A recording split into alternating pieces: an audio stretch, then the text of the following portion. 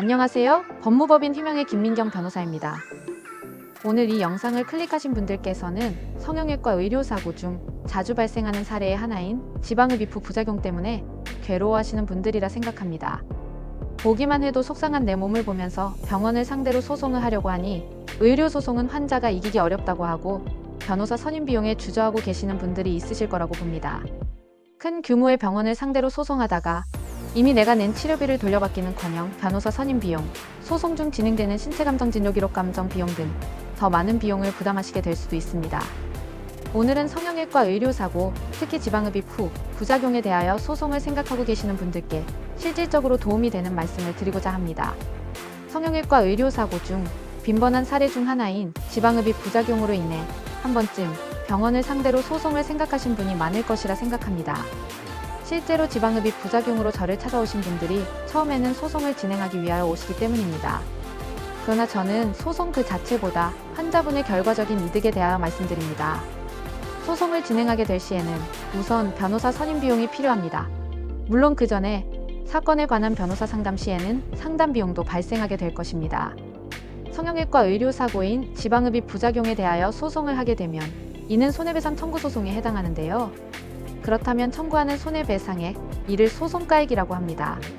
소송가액이 있으면 소송가액에 비례하여 인지대라는 것을 부담하게 됩니다. 그 외에 송달료도 발생하게 되고요. 그래서 소장을 접수하고 소송이 시작되었다고 합시다. 법원은 의료 전문가가 아니기에 제3의 의사에게 진료기록부에 대한 감정과 환자의 현재 상태에 대한 감정을 필요로 합니다. 이러한 감정 신청과 의견은 사건의 당사자가 아닌 외부의 제3자인 의료진에게 해당 사건의 의료진에게 과실이 있는지, 그리고 환자의 현재 상태는 어떤지에 대하여 묻는 것입니다. 이에 대하여도 당연히 비용이 발생하게 되는데요. 그리고 신체 감정의 경우에는 환자분께서 제3의 의료진이 있는 병원에 가셔서 현재 상태에 대한 검사를 받게 되는 수고로움도 있습니다. 그리고 결과적으로 법원은 최종적으로 손해배상액을 산정할 시에 책임 제한이라는 것을 하게 됩니다. 이는 의사의 배상 책임을 제한하는 것, 즉 줄여주는 것으로서 의료진이 고의로 이러한 결과를 낸 것이 아니다. 아무리 주의를 기울여도 어쩔 수 없이 발생하는 부작용이다라는 이유로 의사의 책임을 상당 부분 줄여주는 것이죠. 이렇게 되면 법원은 환자가 요구하는 손해배상액의 50에서 70% 정도를 감액한 후 소액의 이자료를 더하여 손해배상액을 판결하게 됩니다. 환자분께서 승소를 하셨더라도 상당수 감액된 손해배상액에 그리고 변호사에게 지불해야 하는 성공보수료까지 제하고 나면 실질적으로 환자분이 배상을 받을 금액은 그리 크지 않습니다. 그리고 소송을 진행하시면서 소요되는 시간, 그리고 정신적인 고통 등을 생각하면 사실 지방흡입 부작용에 대한 소송으로 환자분께서 배상받으시는 금액은 그리 크지 않을 수 있습니다. 나에게는 일어나지 않을 성형외과 의료사고, 지방흡입 부작용이 발생하여 처음에는 정말 속상하고 하늘이 무너져 내릴 듯한 느낌이실 겁니다.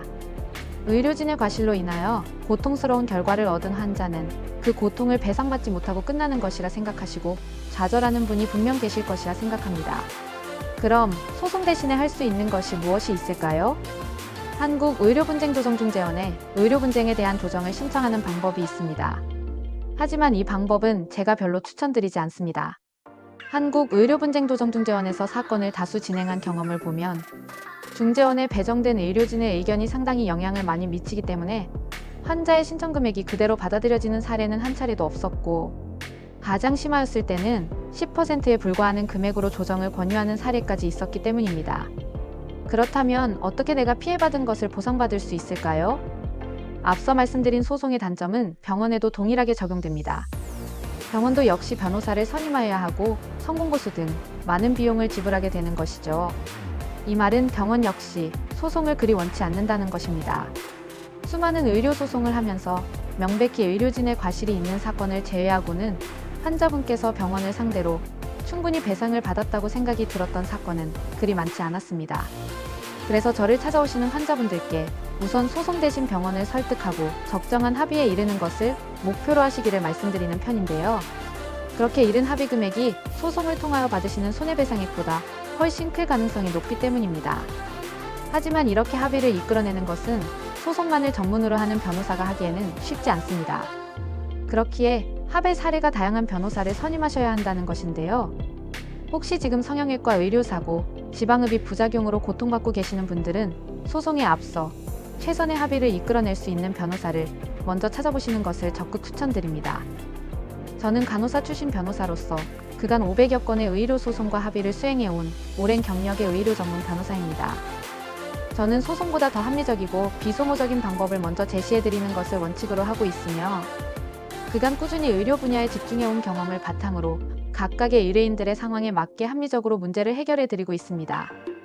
변호사로서 의료 사고를 당한 의뢰인을 위하는 방법은 억지로 결과를 만들어내는 것이 아니라 의뢰인의 상황을 이해하고 그 마음까지 대리하는 것이라고 생각합니다.